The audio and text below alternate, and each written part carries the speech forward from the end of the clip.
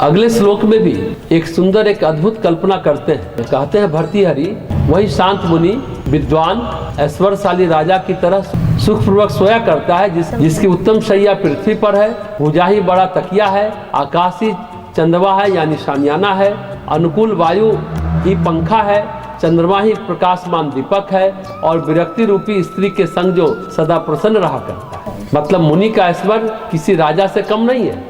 मतलब विरक्ति से शादी करता है, विरक्ति रूपी स्त्री के संग जो सदा आनंद पूर्वक जीवन व्यतीत करता है। सचमुच आश्चर्य और विस्मय पैदा करने वाली कल्पना है भर्तृहरि की। अगले श्लोक में कहते हैं, अरे मन, जिस पर ब्रह्म के महाशासन में त्रिभुवन का भी साम्राज्य फीका मालूम पड़ता है, उस शासन को प्राप्त कर।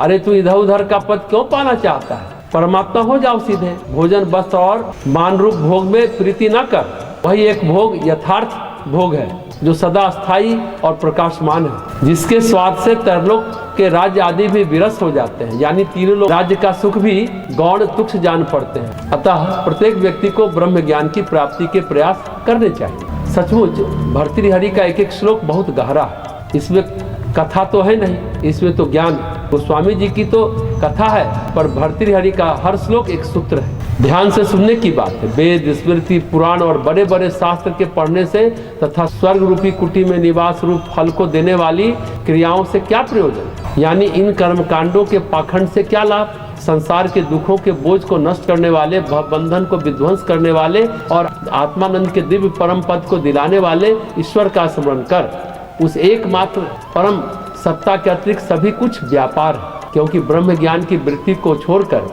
अन्य वृत्तियां फल की आकांक्षा से हुआ करती है। भक्ति में तरह तरह का आचरण करना मनुष्य के व्यापारी मन को दर्शाता है। बदले में कुछ पाना तो स्वार्थ पड़ता है। यह सब ढोंग छोड़कर व्यक्ति को सच्चे मन से पर ब्रह्म का चिंतन करना चाहिए। वृत्ति ब्रह्माकार नहीं है, वृत्ति में ब्रह्म का आनंद नहीं है। कुछ भी मिला हो, स्वर्ग मिला हो, चाहे आप विद्वान हो, सब वैभव व्यर्थ है।